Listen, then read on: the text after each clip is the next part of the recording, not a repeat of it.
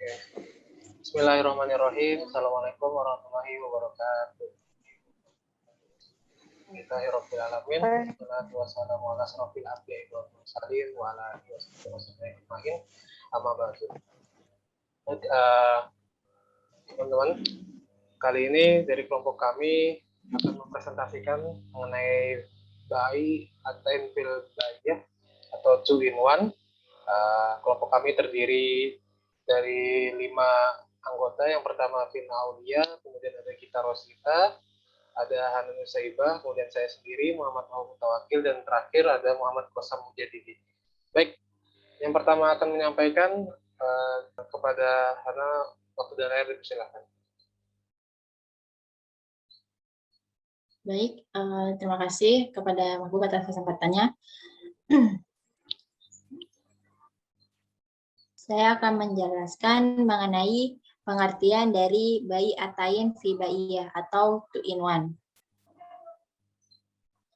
Menurut Imam Syafi'i, terdapat 2 penafsiran tentang Ba'i Ataini fil Ba'iyah, yaitu pertama, seorang berkata, aku jual barangku kepada engkau dengan harga 1.000 real secara tunai dan harga 2.000 real secara berhutang.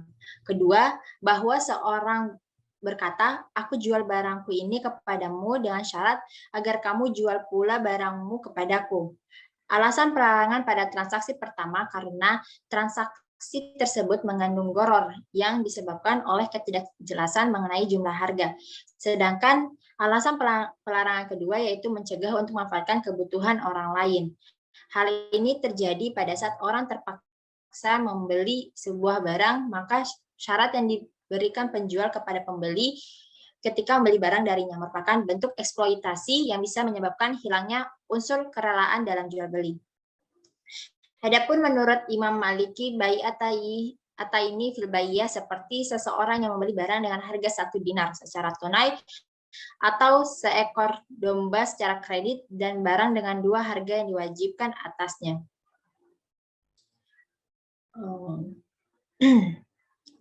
Demikian dari saya kembalikan kepada moderator. Oke. Kita silakan. Bismillahirrahmanirrahim. Di sini saya akan meneruskan materi selanjutnya mengenai hukum dari Ba'i Atain fi Ba'iyah atau disebut sebagai 2-in-1. Nah, menurut para ulama itu berbeda pendapat ya mengenai hukum Ba'i Atain fi Ba'iyah, yakni sebagai berikut. Yang pertama itu dari Imam Hanafi yang berpendapat bahwa Ba'i Atain fi Ba'iyah itu merupakan jual beli fasid karena harga barang tidak jelas dan adanya penggantungan serta ketidakjelasan, di mana harga barang tidak tentu, nah apakah dibayar tunai atau kredit. Nah, jika harga barang tersebut ditetapkan dan diterima pada salah satu pilihan, maka transaksi tersebut itu menjadi sah. Nah, Imam Syafi'i dan Imam Hambali itu sepakat berpendapat bahwa transaksi tersebut batal karena dianggap mengandung gharar dengan sebab adanya ketidakjelasan di dalamnya. Yang kedua, itu menurut Imam Maliki yang berpendapat bahwa Ba'i Ataini fi Ba'iyah itu merupakan transaksi yang sah dan dianggap sama dengan transaksi jual beli yang memberi pilihan kepada pihak pembeli. Akan tetapi Tawus dan Hakam dan Hamad itu berpendapat bahwa Ba'i Ataini fi Ba'iyah itu diperbolehkan apabila dalam transaksinya salah satu dari kedua belah pihak itu bertransaksi atas dasar ridho gitu. Nah, sesuai firman Allah Subhanahu wa taala dalam surat An-Nisa ayat 29. Yang artinya, hai orang-orang yang beriman, janganlah kamu saling memakan harta sesamamu dengan jalan yang batil, kecuali dengan jalan perniagaan yang berlaku dengan suka sama suka di antara kamu. Dan janganlah kamu membunuh dirimu, sesungguhnya Allah adalah Maha Penyayang kepadamu. Cukup sekian yang saya sampaikan, saya kembalikan kepada moderator. Selanjutnya Vina, silakan. Baik, bismillahirrahmanirrahim.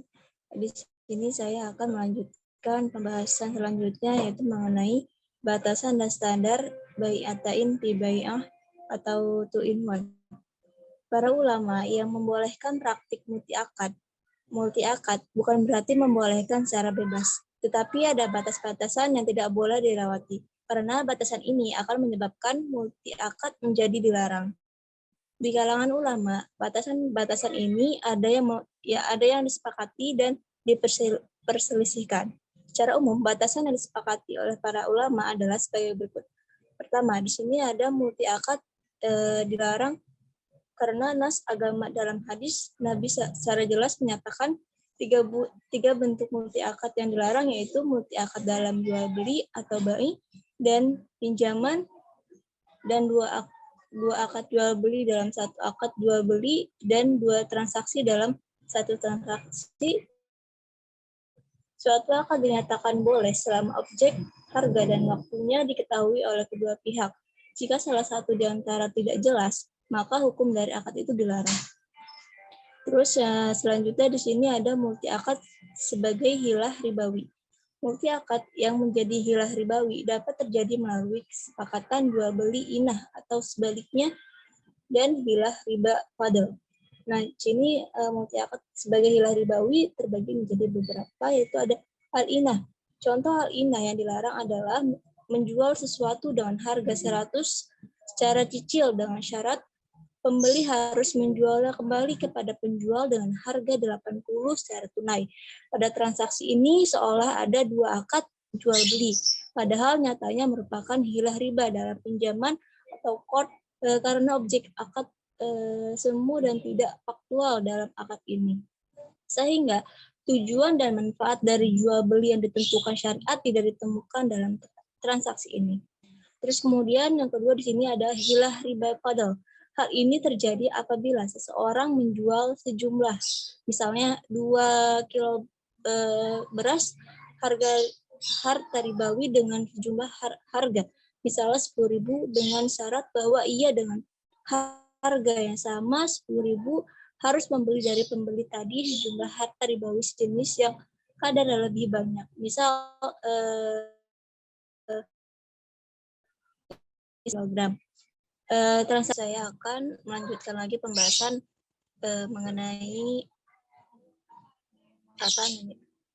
mengenai multi akad yang ketiga, yaitu multi akad menyebabkan jatuh ke riba. Sebelumnya adakah suaranya? Ada, Vin. Ada. Oke. Bismillah. Setiap multi akad menyebabkan jatuh ke riba. Setiap multi akad yang mengantarkan pada yang haram seperti riba, hukumnya haram, meskipun akad yang hukum asalnya boleh, namun membawanya kepada yang dilarang menyebabkan hukumnya menjadi dilarang. Hal ini terjadi seperti pada contoh-contoh berikut. Nah, yang pertama di sini ada contoh multi akad antara akad salaf dan jual beli. Nah, Nabi Muhammad SAW melarang multi akad antara akad jual dan salaf. Larangan ini disebabkan karena upaya mencegah zariah jatuh kepada yang diharamkan berupa transaksi ribawi. Jumhur ulama melarang praktik multi akad ini, yakni terjadinya penghimpunan akad jual beli dengan pinjaman apabila dipersyaratkan. Jika transaksi multi akad ini terjadi secara tidak disengaja, diperbolehkan karena tidak adanya rencana untuk melakukan qard atau pinjaman yang mengandung riba. Nah, yang kedua di sini ada contohnya multi akad antara qard dan hibah kepada pemberi pinjaman atau mukrid. Ulama sepakat mengharamkan qard yang dibarengi dengan persyaratan imbalan lebih berupa hibah atau lainnya.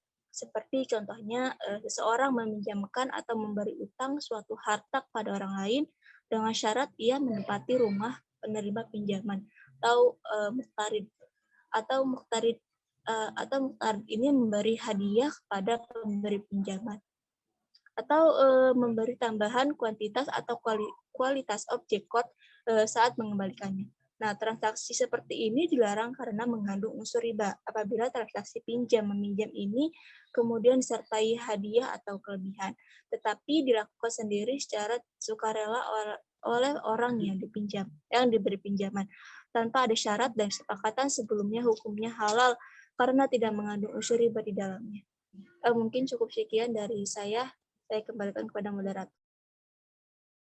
Baik, selanjutnya mengenai fatwa-fatwa DSN, Kosam yang akan menjelaskan. Pada Kosam, silakan.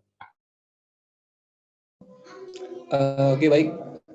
Selanjutnya akan menjelaskan tentang transaksi-transaksi ya 2-in-1 atau bai'atan fi bai'ah, bai'atan fi bai'ah dalam fatwa-fatwa DSN. Yang pertama ada fatwa DSN tentang dalam pegadaian. Akad yang berlaku di pegadaian syariah terdiri dari 3 akad, yaitu yang pertama ada qard LKS sebagai mukrid, pihak yang meminjamkan uang, dan nasabah sebagai muktarid, pihak yang menerima pinjaman. Terus ada rohen LKS sebagai murtahin, pihak yang menerima agunan, dan nasabah sebagai rohin, pihak yang menyerahkan agunan. Terus yang ketiga ada ijarah LKS sebagai ma'ajir, pihak yang menyewakan, dan nasabah sebagai mustajir, pihak yang menyewa. Terus agar praktik pegadaian sesuai syariah atau tidak masuk kategori bai'atan fi bai'ah, maka harus mengikuti beberapa ketentuan, yaitu yang pertama, ketiga akad di atas dilakukan secara terpisah agar tidak ada taluk. Nah, terus yang kedua ada emas yang menjadi agunan adalah milik rohin atau nasabah. Dengan demikian dialah yang bertanggung jawab menjaganya. Maka jika agunan itu ada di tangan murtahin atau LKS dan membutuhkan biaya pemeliharaan, nasabah harus membayar kepada LKS biaya tersebut sebagai nafkah almarhum atau biaya pemeliharaan barang gadai. Terus hal ini juga diatur dalam Fatwa DSN nomor 25 dan 26 tentang rohan dan rohan emas. Terus ketentuan yang ketiga yaitu ongkos dan biaya penyimpanan barang marhum ditanggung oleh pegadai atau rohin pada pengeluaran yang nyata-nyata diperlukan. Terus ketentuan yang keempat, besar biaya pemeliharaan dan penyimpanan marhum tidak boleh ditentukan berdasarkan jumlah pinjaman biaya penyimpanan barang atau marhum dilakukan berdasarkan akad ijarah. Terus yang kedua ada transaksi fatwa DSN tentang biaya pengurusan haji. Dalam fatwa ini dijelaskan bahwa akad yang berlaku adalah 2, yaitu akad qard dan ijarah. Nah, akad qard yaitu LKS sebagai mukrid yang memberikan pinjaman uang dan nasabah sebagai muktarid, pihak yang menerima pinjaman. Terus yang kedua ada ijarah, LKS sebagai ajir, pihak yang memberikan manfaat jasa, mengurus administrasi pengurusan haji, dan nasabah sebagai mustajir, pihak yang menerima jasa dari LKS. Nah, agar tidak termasuk dalam transaksi 2-in-1, bai'atan fi bai'ah yang diharamkan, maka harus mengikuti beberapa ketentuan, yaitu yang pertama, kedua akad tersebut harus dilakukan secara terpisah agar terhindar dari ta'alluq.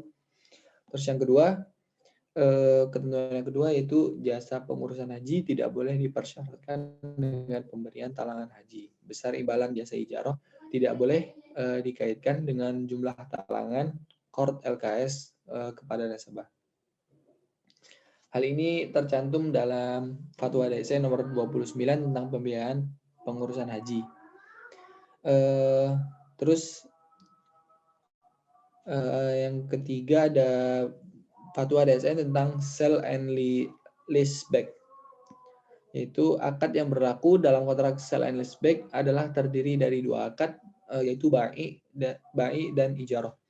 Agar tidak termasuk bai'atan fi bai'ah, maka yang diharamkan, maka harus mengikuti beberapa ketentuan, yaitu yang pertama, kedua akad tersebut harus dilakukan secara terpisah agar terhindar dari ta'alluq.